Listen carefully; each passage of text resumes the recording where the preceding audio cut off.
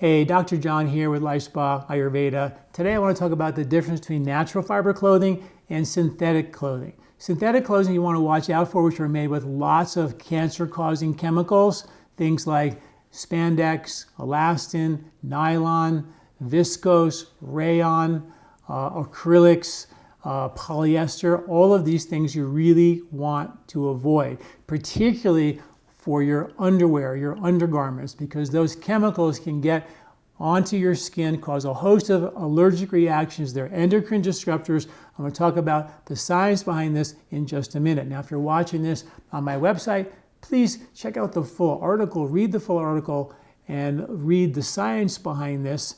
Subscribe to our newsletter to get every week, get all this information in your newsletter, and also check out our Ayurvedic store for all of our organic Ayurvedic herbs on your way out. If you're watching this on any of our social platforms, please subscribe, follow, and like us, because we put out, hopefully, content that you're enjoying. All right, so here's the deal. After World War II, what they started doing is they had all this extra chemical, and they figured out a way to make plastic that was soft and sort of, mobile like clothing. And that's where the synthetic fabrics began to take place. And they use chemicals like formaldehyde, which is a powerful cancer-causing agent. Heavy metals like antimony, which is a powerful cancer-causing agent. As a matter of fact, the list of heavy metals and elements that I wrote about in this article is just mind-boggling how many chemicals and minerals and heavy metals are used to make these synthetic clothing. A lot of it washes out, but where does it go when you wash it out? It goes right into our environment, into our water supplies, into our fish that we're eating, so we don't really get rid of it, right? One study showed that these plastics, the microplastics from synthetic fibers, because remember, they are plastics that you're wearing, right? That's why they're waterproof, because they're sort of plastic. That showed that those microplastics from washing synthetic clothes actually contributes to 35% of the microplastic pollution on our planet. So you can't really get rid of this stuff. It just gets washed into the next place, whether it be the rivers or the oceans or the fish. It just keeps coming at you. So it's really important. Even if you're using organic cotton, they could use organic cotton and then they process it with really toxic dyes.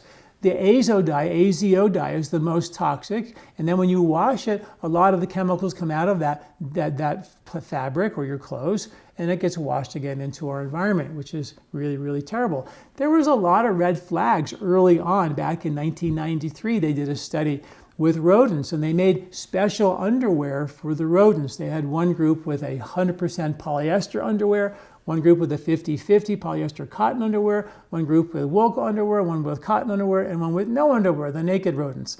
And they measured their sexual activity when they were exposed to women who were in heat, and they found that the male rodents that were actually exposed to the female rodents with the polyester underwear, they didn't get erections anywhere near the amount that the nakeds did. They didn't penetrate. They didn't have very much sexual function compared to the naked rodents. When they actually took the cotton rodents and the wool-wearing rodents, they actually found that they had significantly more sexual function, better erections and penetration than the naked rodent did. So the study was one of the first studies showed that there is significant endocrine disruption from the chemicals used in these polyester synthetic fabrics, so please be aware of that.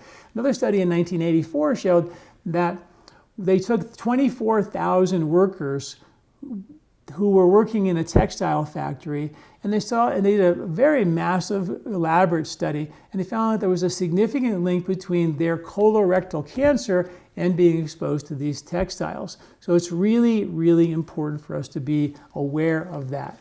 So, you want to make sure you avoid, if the best that you can, these synthetic fabrics, and you can use things like organic cotton, any organic fibers, linen, silk, or wool obviously are really good, but you want to make sure that the dyes that they use are also natural and safe. So, natural dyes, of course, are going to be safe. One company called OEKO dye company is also natural and safe, but it's really unfortunate that 70% of the fabrics made on the planet today are synthetic, which are significantly polluting our atmosphere and putting us all at risk from different types of skin cancers, skin concerns, allergies, dermatitis, and even certain types of cancer like leukemia and melanoma are linked to the formaldehyde that are in many of the clothes. And they use these chemicals to make the clothes not wrinkle. Remember the whole wash and wear thing? They use them to repel water. They use them to stay stiffer. They use them to create all kinds of things that they want to create that people would think they like. They try to make them breathe because synthetic plastics don't breathe, so they try to make them breathe. They try to make them cooler, and even those studies show that those products really don't work anywhere near as well as natural fibers. Learn more about this on my website at lifespa.com. Read the full article. Thanks for listening. I'm Dr. John Douillard. Do you like this video? Don't forget to subscribe and share. This recording is brought to you by LifeSpa, where ancient Ayurvedic wisdom meets modern science. Get access to free health video newsletters by Dr. John at lifespa.com. These statements have not been evaluated by the FDA. These products are not intended to diagnose, treat, cure, or prevent any disease.